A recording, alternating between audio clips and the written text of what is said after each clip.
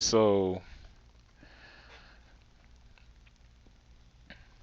yeah, that's probably as far as I go as far as like the episodes for the day, because it's like, hmm, what the heck? Did my light turn off? Yo, my phone is bugging. Still good? Yeah, I'm still good. All right. So, hmm,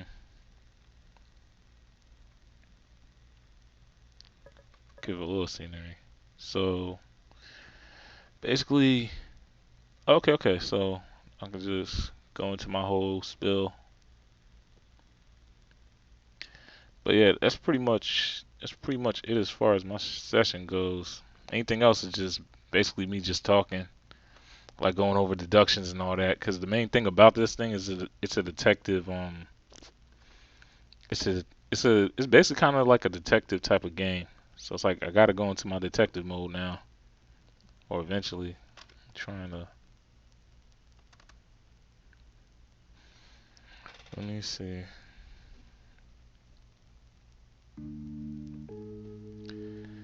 Yeah. So yeah. No, I know one up. Like this is basically just a section where I'm just gonna go over like as far as like my deductions on the cases and all that, and just like basically like as far as like my whole perception now on Yama's friends. Cause like my whole thing is I'm like I don't understand how. Yeah, it's like I don't understand like how like his friends just really deserted him like that. Well, actually no, I do. Cause okay, so first we're gonna start off with his friend Masato. Masato is like he's like this jock but this genius guy at the same time. And at first it seems like everything's cool or whatever, but then I slowly start noticing this one pattern. There's one weird pattern where like his see he likes Yama's best friend. That's what I'm getting from it. And because of that, like they slowly start like beefing with each other. But Yama doesn't realize it until like later on. Like until like now because they're not cool with each other. They find each other and like Misato's just like giving them vague answers on why he doesn't like why he's mad at Yama. Because at first you're thinking like, oh, okay, he's just mad because Yama is not doing track with him. They're friends and all that.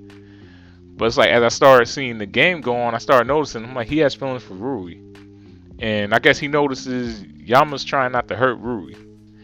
But like Masato's kind of getting into the business because he likes Rui, and I guess he sees how Yama's got people texting me now. I guess he's seeing how like Yama's treating Rui in a way, trying to avoid like hurting her feelings. So he's just, I guess, like deep in his mind, whether he realizes it or not, like, cause I've been there. It's like you don't like to see the girl you like getting hurt.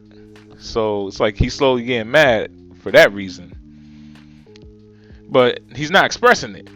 And because he's not expressing it, like Yama's just like instantly confused. So Mazalo's just blaming everything on Yama like not trying. He's thinking this is another thing Yama's not trying. He's not trying to like be with Rui. He's not trying to give Rui a chance. So that's what I'm assuming from. Or he could actually see it from Yama's point of like view, and at the same time, it's like Yama's not even trying to tell her why why he shouldn't belong, like why they don't belong together, or why he doesn't want to be with her. So that's first friend out the way. So as far as Yahiko goes, Yahiko just disappeared. That's all I can get from that. Yahiko just disappeared. They ended up showing up later that they're making Yahiko kind of look like a suspect now too.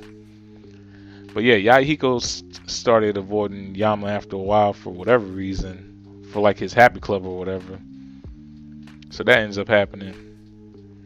Yeah, I was shaking my head at that too, like what on Masato. But yeah, so for whatever reason that happens. So then, Yama's taking Rui's stuff to the subway. To the subway, they see Yahiko talking to this one guy, Soji. Now Soji, I have a funny nickname for him. I call him Drake. And the reason why I call dude Drake is cause it's like, well, I end up feeling bad calling him Drake, but it's like, yo, he is really just like extremely sad because his girlfriend got murdered. And I'm like, okay, But at the time, it's like I'm thinking like, okay, the girl's still missing, and Yama says basically that he's gonna get over it quick. And my whole thing is, I thought the girl was cheating on Soji, so I thought like it was just one of them situations. I'm like, okay, but nah, Soji actually really cared, and Soji ends up committing suicide twice. But the second time, he actually goes through with it, and he actually manages to make it. But during that time, Yahiko's trying to stop him. So then eventually, Yama has like this lapse because like seeing Soji die, I guess triggered something. So from there, he doesn't even like Yama doesn't know what's happening. And then we go back to Yama waking up at his apartment with Rui.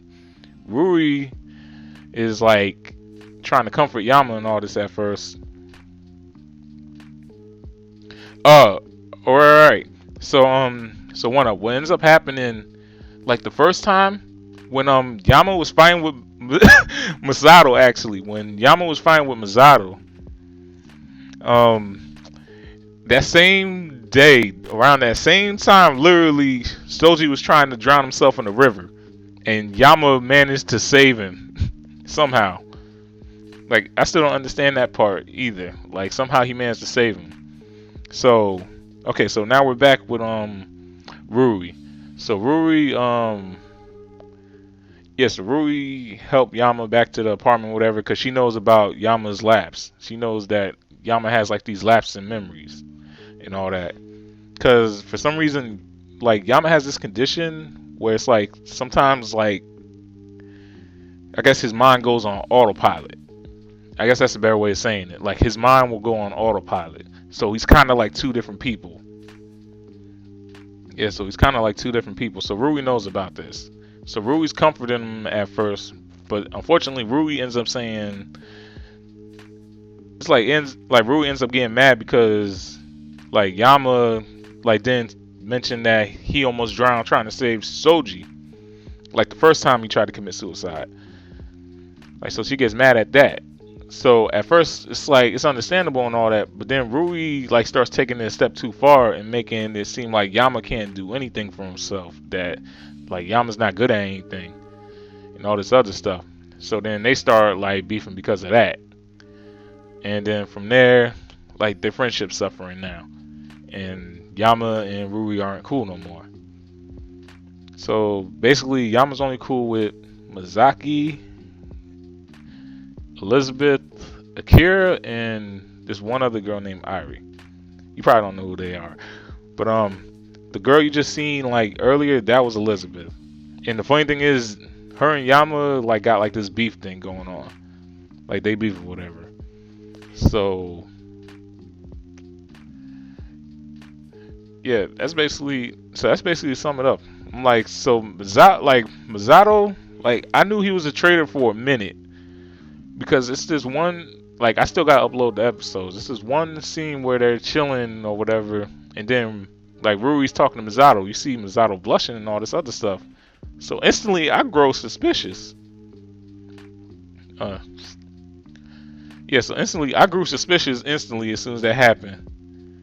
Cause like I'm just like, wait a minute, why are you blushing at this? I'm like, I've never seen you once blush. Like I'm suspect of something there, like, and that's sad. That's sad, but it's true. Like I had a feeling, like as soon as that happened. So Masato doing everything he did, like I wasn't surprised at that. But Yahiko, that kind of threw me in for a loop. I'm like, okay, whatever.